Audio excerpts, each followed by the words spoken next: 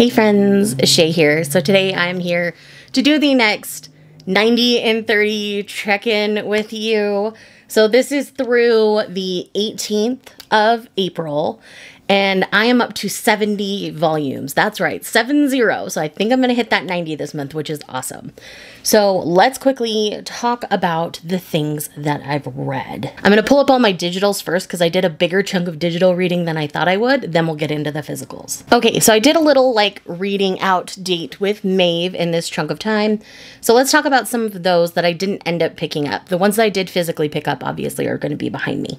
So first up, big womp for me, that is Tales of the Tendo Family. So everyone was really excited about this when it got released, and I was like, okay, I can sit in the bookstore, I can read it, and then I can decide. Well, let's just say I don't get it. I don't get the appeal of this series. I mean, it's a lot like My Happy Marriage in a way, but this feels much more toxic. So this is basically like, funny enough, if something's wrong with us and My Happy Marriage had a baby, that's what this is. I've learned that I don't like those two things mixing. So yeah, I didn't get along with this one. I may give it another try later, but as of right now, this is definitely not on my pickup list. I did not pick this one up, and I was very, very sad when I read the first volume because I'm like, this is not what I signed up for. So, sadly, Tales of the Tendo Family is not a Shay title at this moment. I might revisit it again later, but yeah, just not for me right now. The next one I have here is Adults Picture Book. So I went into this one thinking it was just going to be this kind of like sweet single parent romance kind of situation. No, it's weird. It's really weird. Felt a little like fetishy, and like people weren't being honest with each other, and someone literally just dumping their kid on another friend. Like, there was a lot going on here, and I just wasn't driving with it. So this one's not for me either. Another one that wasn't for me was 3 Exorcism Siblings. So I read this one, again, sitting at the bookstore, and this one just didn't, no, it just didn't work for me. It was going a direction I didn't like. I'm not going to say what direction that is because that's a major spoiler. But if you've been interested in this one, but you were kind of on the fence like I was, I would recommend like sitting in a bookstore and reading it or checking it out from your library first before purchasing, just so that you know for sure that it's what you want. Okay, moving on to some digitals. This is where I kind of hit a big digital stretch. So I caught up on and finished A Kiss with a Cat. This is a 6-volume shoujo series. It is really sweet. Again, you have this boy who kind of fruits basket, when kissed, turns into a cat and vice versa. So it's really cute because the heroine loves cats, and so she finds this cat outside, kind of pseudo-adopts him, gives him a kiss, and then finds out it's her classmate. And it's their romance. It's really sweet. I really liked it. Again, 6 volumes. I was able to pick them all up on sale through Kodansha, and I ended up really enjoying it. I thought it was really sweet. If you love the concept of that or wanted something kind of like Fruits Basket but not, then this one might work for you. I also did go through and finish Boss Bride Days. So I have to be completely honest. I was a little disappointed by the ending. I mean, I'm fine with who she ends up with. I just wanted her to end up with all of them because there's no reason why she couldn't be with all of them. They all wanted to be with her. At the very least, 2 of them really wanted to be with her. The third one, like, give or take, fine. But, like, she could have easily been with all of them, but there was a decision made, and it's fine. I was just a little disappointed by the end because, you know, you're invested in 15 volumes of all 3 of them wanting her. I'm not disappointed by her choice, but yeah, that's kind of where I'm at. The next digital that I read was Matcha Made in Heaven volume, I believe it's 8 is the most recent one. It's the most recent volume. And it was so, so good. I continue to love each and every volume of this series. Even though the releases are like hugely apart now, I'm still invested in every volume. Anytime I see a new one's up, I purchase it and I read it almost immediately. It's absolutely a fantastic series. If you love a good fake marriage trope, like this is the series for you. It's a fantastic josei series and I'm here for it. Then we've got Mr. Bride Volume 9. I ended up really enjoying that as well. I know we're nearing the end of that one. There might be 1 or 2 more volumes left to come out. I don't remember, but that one's near the end. So very excited about that and really enjoying that. Then I did a big catch up on My Boyfriend in Orange. So I read volumes 9 through 13. Again, this is an age gap romance. It is not going to work for everybody, and I'm not going to say it is going to work for everybody, because it's just not. That's not realistic. But it does work for me. I really enjoy it. I like that they're being responsible. Her family knows that she likes him and that he likes her, and everything's been very appropriate and above board. And yeah, so that's where I'm at with that one. And then I went ahead and finished off Queen Bee, which is a 3-volume digital series where you kind of have this quirky girl who kind of has that Sanpaku face where she just kind of has RBF all the time. And she falls in love with the school heartthrob, of course. And the heartthrob falls back in love with her because she continues to rescue him and be there for him in ways other people don't think to be there for him because they think he can just do it. And she's just like, no, I just want you to be safe. I want you to be happy. And that's how they work. And I love them for that. Like, it's super sweet. And I really like it.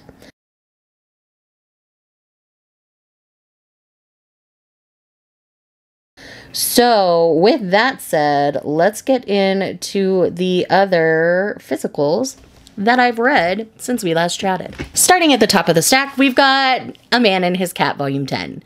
Y'all knew this was most likely going to be in my stack for this month because it's A Man and His Cat.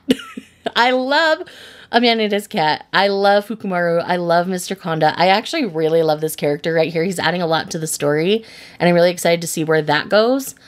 He's a former student of Mr. Konda, so it's really exciting. And this little kitty that was left behind, and I cried when they found him, and it's amazing, and I love it. And yes, this volume made me cry, as most of them do. If you are a animal lover, I really think A Man and His Cat is a series that you will jive with. The next one I have here is Marriage Toxin Volume 2. So when I read Volume 1, I was pleasantly surprised by it. Volume 2 continued to surprise me. It is drifting a little more into an almost harem kind of situation, potentially, which doesn't necessarily upset me at this point, because our hero is dense to the extreme. It's one of those things where he really wants to find a marriage partner, and he's finding a bunch of potential partners. And I think the journey of him finding the right one for him is going to be really fun. Again, this is a shoujo title, so shenanigans are afoot here. And he is a poison master, so obviously he's into espionage and all those kinds of things, and it's just really fun. I really have a good time with this one. I would definitely recommend picking it up if you haven't. Next, I read Steel of the Celestial Shadows Volume 2, and oh my heck, I love this series. I love this series so freaking much. This is a series I didn't think I was going to drive with initially. When I was first hearing about it, I'm like, oh, I don't know. I don't know if it's going to be my thing. But this continues to have this air and layer of mystery, kind of like Kowloon does for me, where it just defies my expectations constantly. I love the lore here. I love the macro plot, and I love everything about this. And you have this down and out samurai trying to pick up the pieces of his life. And after the end of Volume 1, you really want to know what's happening. And Volume 2 didn't disappoint me. And so I continue to love this series. I will continue to recommend this series, and I'm very excited for the next volume. Next, I finished off a series that I didn't realize was finished when I had all those volumes picked up. And that is Ex Yakuza and Stray Kitten. So I read Volume 2, Volume 3, and Volume 4. If you like the idea of an animal cafe and this grumpy guy defying expectations by running said cafe and getting like the perspectives of the animals, this is a series for you. If not, then it's not going to be for you, and that's okay. But this is definitely catering to my kind of like cat and animal manga that I love. So if you have similar tastes in animal manga to me, I think this one is worth picking up. I would like to once again like read volume 1 and read it straight through and make sure I still love it as much as I feel like right now. In a few months, it might be one of those that ends up on the chopping block later in the year. I don't know yet, but I really love it at this point. I would definitely recommend picking it up and at least checking it out. Read it in the bookstore, check it out from the library. If you're worried financially about picking them up or think you might not like it, that's a really great way to save some money while also getting a taste of it. So anyways, really love this. The next volume I read is The Summer You Were There, Volume 3. This is a very impactful series. You're dealing with a girl who was on the verge of suicide because she had made some mistakes in regards to a friend. In her falling for somebody else, she's kind of finding her way back to herself and to forgiving herself, while this friend has other things going on. And the title is the way it is for a reason. That's all I'm going to kind of say here. I've mentioned triggers in other videos where I've talked about this series, so you can hunt that down if you need to, or you can check out my Goodreads. I believe I list the trigger warnings in the first volume review. So anyways, I continue to love this series. It breaks my heart in so many ways, but it is so good, and I cannot wait for the next volume. I believe it's already out. I just haven't picked it up yet. Next, I read There's No Freaking Way I'll Be Your Lover, Volume 2.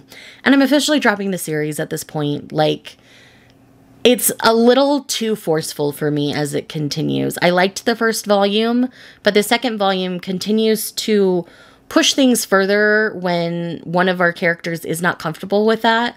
So this is a series that I'm now done with, which is really disappointing because I really liked it.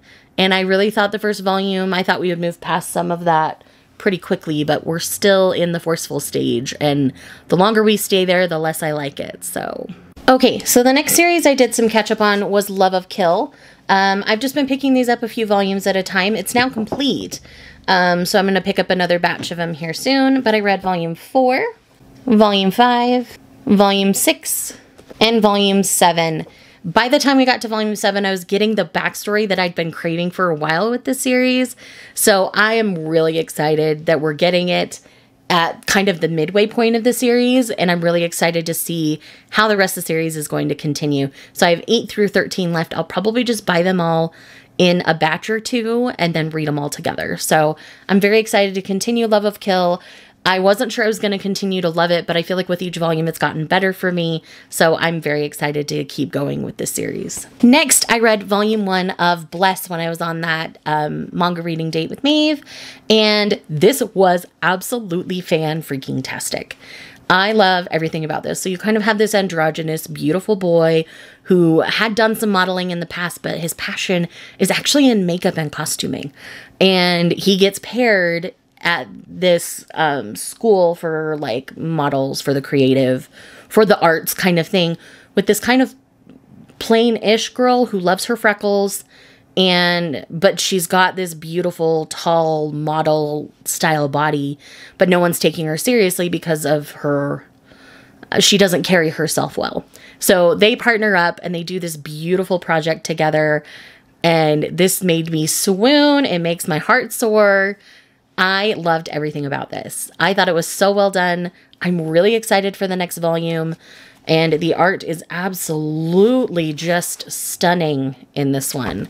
And I really can't get enough. So I'm very excited for the next volume. A similar story with a smuttier plotline was I Want You to Make Me Beautiful. Again, androgynous boy, had the biggest crush on her in school because she helped him realize he can just be himself and that's okay.